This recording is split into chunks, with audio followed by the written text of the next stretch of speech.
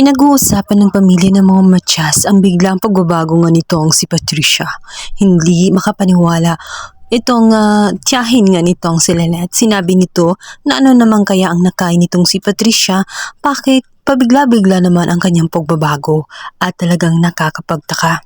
Sinabi naman nitong si Lynette na maaring totoo nga siguro ang pinapakita nitong si Patricia at bigyan na lang umano ng chance.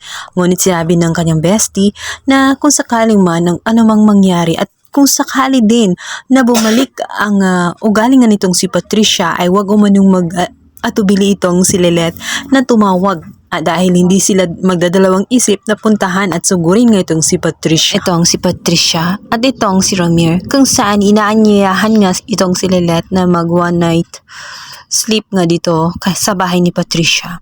Nakakapagtaka umano ang sabi ng kanyang mga kamag-anak. Ngunit sinabi nitong si Tinang na pinapayagan niya itong si Lynette, ngunit hindi niya maiiwasan na kabahan dahil na rin sa kilalang kilala niya itong si Patricia. Ilang beses na kasi na nakita nitong si Tinang says na sinasaktan ni Patricia ang kanyang alagang si Lynette, kung kaya't hindi na maiwasang makabahan.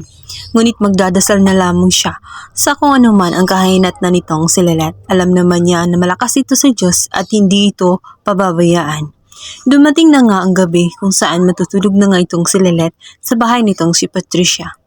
Ang bruhang si Patricia ay tuwang-tuwa dahil nga ang kanyang asawang si Ramir sa wakas ay umuwi na rin sa kanyang bahay, ang pinakamatagal niyang pinapangarap. Walang kamalay-malay si Ramir na nabihag siya sa pangapakulo nga nitong si Patricia.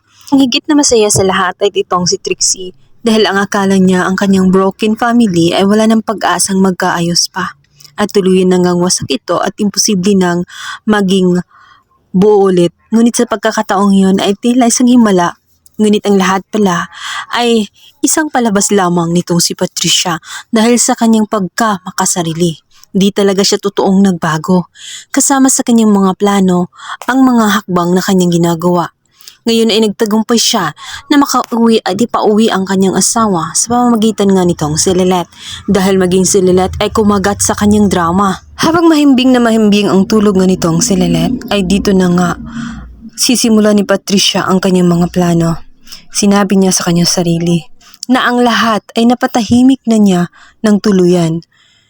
Si Ino na siyang naging dahilan ng pagdurusa nitong si Trixie, si Meredith na inaakala ni Patricia na umagaw kay Ramir.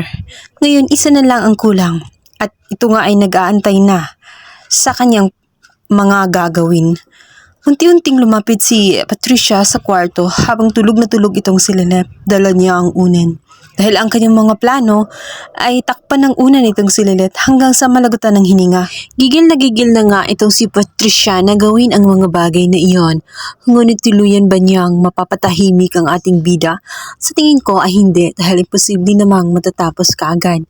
Dito ay mabibisto nga ang dark secret nitong si Patricia kung saan siya pala din ang nag-iisang killer nitong si Meredith, kung sino-sino na ang nadamay at napagbintangan.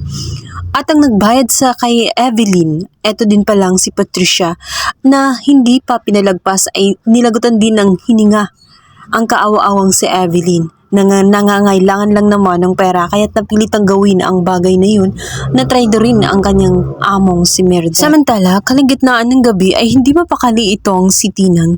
Alam niya na may kakaibang nangyayari, kung kaya't maisipan niya na tawagan itong si Ramir. Dito nga ay magugulat si Ramir dahil biglang tatawag itong si Tinang says. Sinabi niya na kailangan i-check niya ang kwarto nga nitong si Lynette dahil hindi siya mapakali.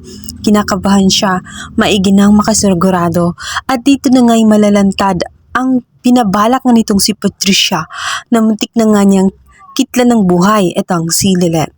Kung kaya't na-turn up at disappointed itong si Ramir, buong akala niya ay talagang sincero si Patricia sa kanyang pagbabago, ngunit balat kayo lamang pala ang lahat.